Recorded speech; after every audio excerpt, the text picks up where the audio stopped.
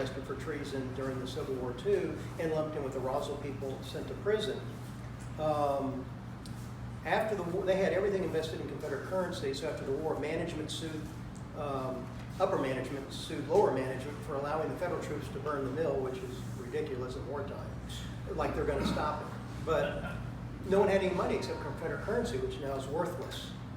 So that's why they could not rebuild that factory, but they could here. So that's why you have a state park to go visit the ruins at Sweetwater, and here you have the city of Roswell because of entrepreneurship. That's why. But going back to the early days before the houses were built, I hope this gives you a more enlightened view of actually where they were staying. And the place where the Dunwoodies were, where the Walford's Mill was. If you've ever heard of Lebanon, Georgia in Roswell's history, and the early mail that they still have from any of the families here, they're postmarked Lebanon, Georgia. What's Lebanon, Georgia? It's Walford's grist mill. It was an oversized grist mill, not your normal small one. And the state was renting it out for a few years at the time the founders are here, because Charles Walford saw the writing on the wall and he left the area. So he sold it to the state.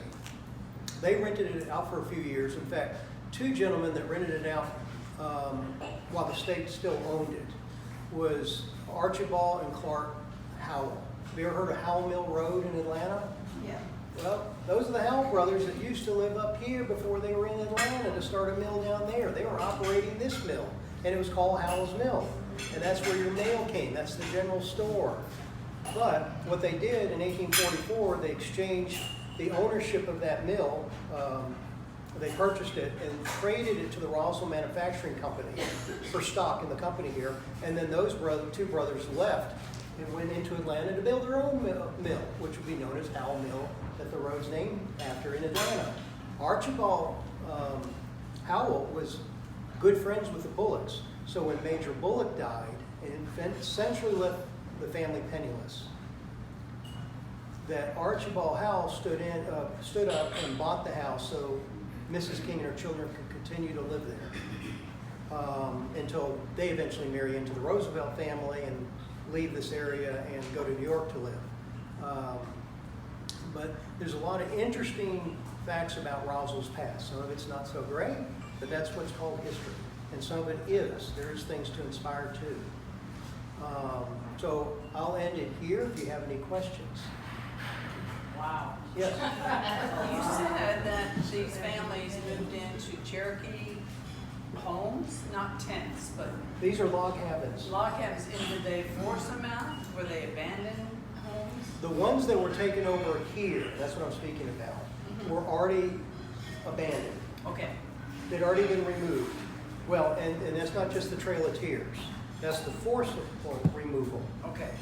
But you have, for a couple of years, the state of Georgia was telling people, you know, we're going to be doing this eventually. But for the meantime, for every peach tree, apple tree, if you have a log cabin or a pole cabin, is it 2 stories, 1 story, we'll pay you for that. And you leave. Or you go, I'm not selling anything. Okay, we'll be back later on with troops and you'll leave forcibly.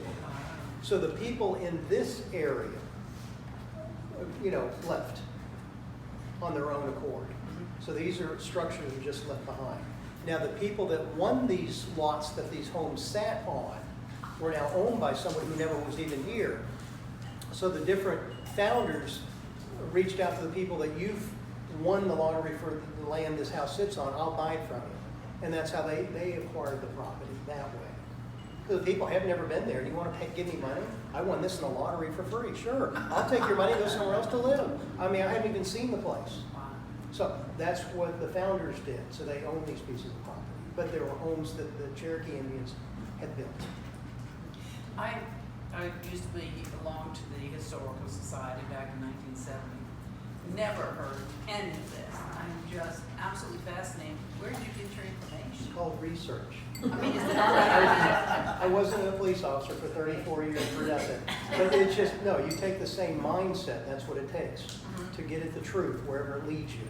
Maybe it's great stuff, and maybe it's a little But, like but here. where? Was it on the internet or No, was no, it no, before no. then? This is the old, you go to the paper trail. Ah, You blow dust off books, you open it up. ah, No, this is nothing on the internet. okay, way before then. Yeah, Gotcha. this is dealing with the state of Georgia with like the Etowah Indian mounds Yeah. or New Echota and their research libraries, books that have been published dealing with the topics of the Cherokees, Yeah. the census rolls, going to the state archives. It's not one source tells you all this. Right. It's bits and pieces like solving a crime. This and this itself don't make any sense, but they're related to what I'm researching, so I'll hold on to it. So as the more you investigate, this makes sense out of this now. But the more you get, a story starts to emerge, like putting a puzzle together. The more pieces you get of firsthand data, and that's why you want to stick with firsthand data. A picture emerges. Whereas if you start taking here's hearsay and here's firsthand data, you know, well, this is great. And also, well, wait, this person wrote this and that doesn't match that. You know, it becomes confusing. Well, then you look at what's the source. I remember something I did, or I remember something I was told. And how long was it written from the actual source of the event? You know, if someone remembering 50 years back, we don't remember that as well as we think we do. I mean, there's a grain of truth there, but it's not going to be as if it was the day before versus something you wrote in a diary that day. Oh, I'm going to trust that more than something you wrote in a letter 50 years past the point of the historical event I remember. But I'll still use it, but you have to be cautious with it. Right. Yeah.